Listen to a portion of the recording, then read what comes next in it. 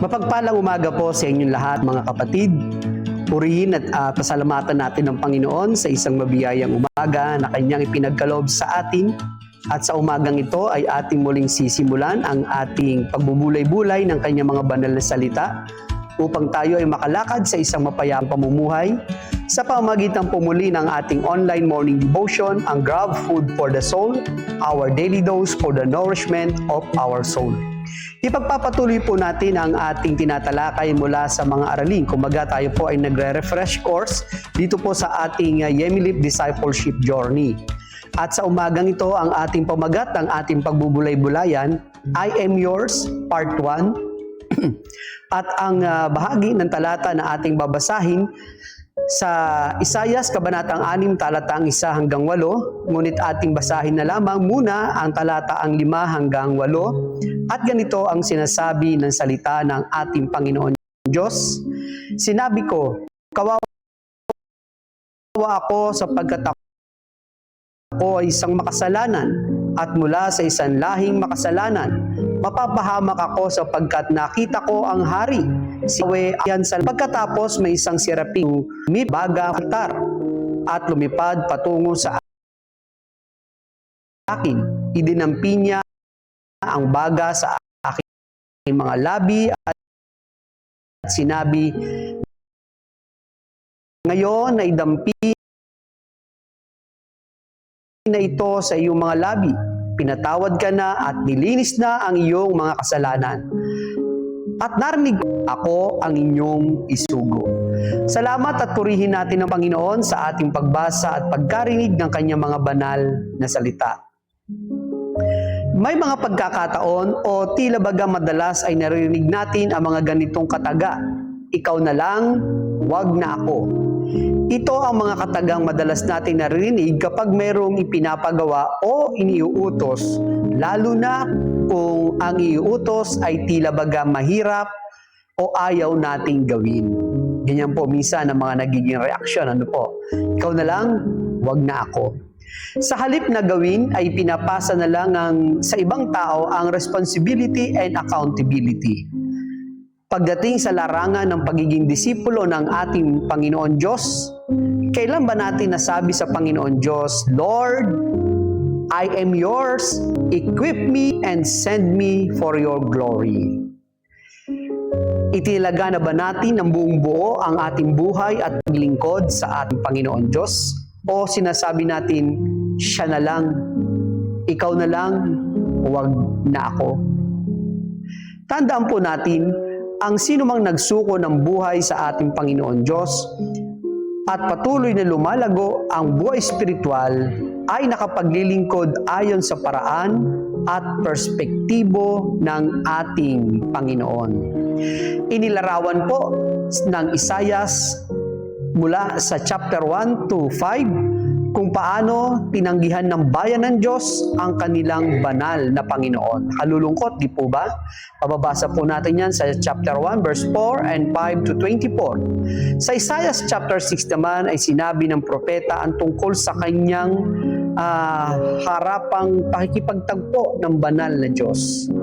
Sa taon ng pagkamatay ni Haring Uzziah, noong kinikilala mga 740 BC, si Isaias ay nakatanggap ng isang pangitain ng tunay na umaawit na banal, banal, banal ang Panginoon at makapangyarihan sa lahat. Yan po ay naitala sa chapter 6 verse 3. Palibhasa po ay nasindak sa kariglan ng ating Panginoon Diyos. Maaring si Isaias ay nasindak doon mula sa kaluwalhatian ng ating Panginoon. Kaya't kinilala ni Isaias ang makasalanang kalalagayan niya sa harapan ng Diyos, maging ng kanyang bayan. Matapos ang simbolikong pagdadalisay kay Isaias, inatasan siya ng Panginoon bilang isang mensahero sa kanyang bayan na hindi pa nagpapahalaga sa kanilang mga buhay espiritual. Si Isaias ay nangaral hanggang dumating ang paghatol sa lupain at ang mga tao ay dinala sa pagkabihag. Ano-ano nga ba ang makikita natin sa buhay ng mayroong malalim na pagtatalaga sa ating Panginoon Diyos? So ngayong umaga po, ang ating munang bibigyan ng pansin ay yung point number 1. At bukas po sa ating part 2 ay ating bibigyan ng pansin yung sumusunod na mga puntos kung saan ay ating patuloy na pagbubulay-bulayan ang mga malalalim na pagtatalaga ng buhay sa Panginoon Diyos. Kaya't masasabi natin, Lord, I am yours. Ang wika po, number 1, may malalim na pagkilala sa Panginoon Diyos.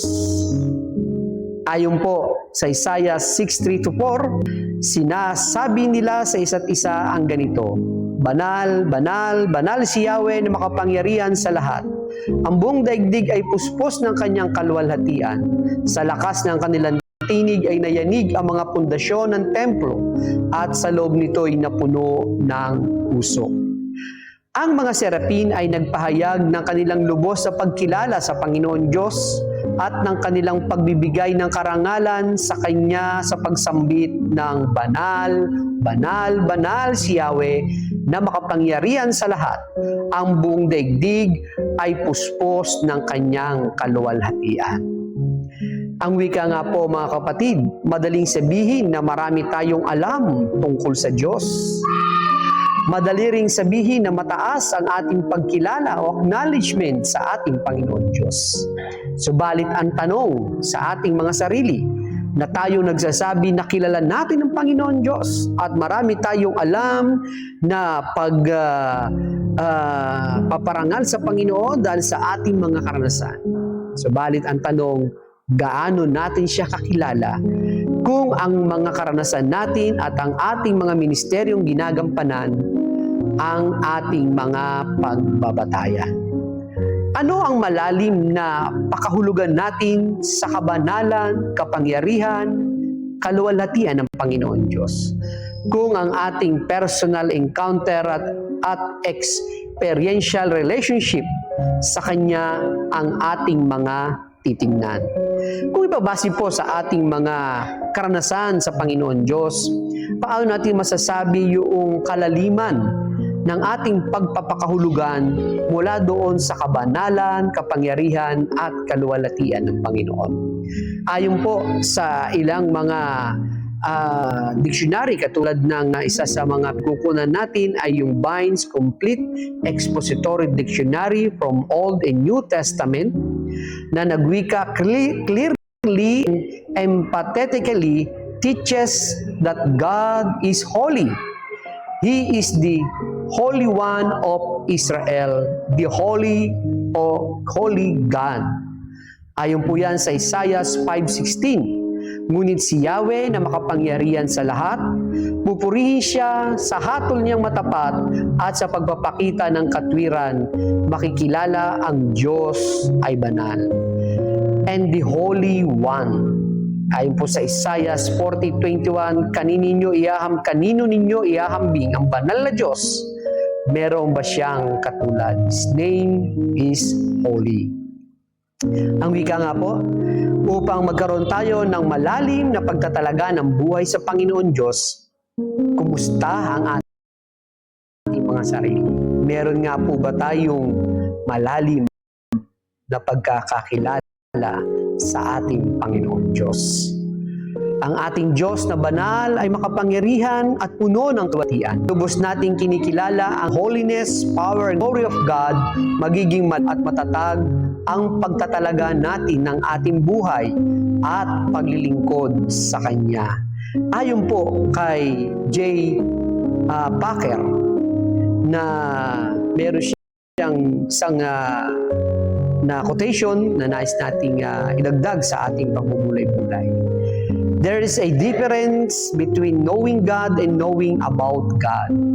When you truly know God, you have energy to serve Him, boldness to share Him, and contentment in Him. Napakaganda po mga kapatid. Kaya't magpatuloy tayo sa ating mabiyayang araw na ito, na tayo ay punuin ng Panginoon Diyos ng kasiyahan, kagalakan, ng paglilingkod. Kahit na tayo ay makaranas ang iba't ibang mga challenges sa buhay, lagi nating tignan yung lalim ng ating pagkakakilala sa magagawa ng Panginoon sa atin. Nais ko po muli kayong ipanalangin sa umagang ito. Tayo po ay manalangin. Panginoon Diyos, narito po ang aking mga kapatid sa pagsisimula po ng amin na Monday morning at sa aming mga magiging whole day activities. Ibe-bless po Panginoon ang aking mga kapatid sa kanilang mga gagawin. Pagsisipagtrabaho, papasok sa eskwelahan, maring iba'y nag-e-enroll, at iba namin mga kapatid na merong mga karamdaman lupang pangangatawan. Salamat po Panginoon, sapagkat natututo kami na lalo ka naming makilala sa iba't ibang mga karanasan ng aming buhay. Samahan niyo po kami Panginoon sa buong magapang ito sa gabay ng Diwang Banal.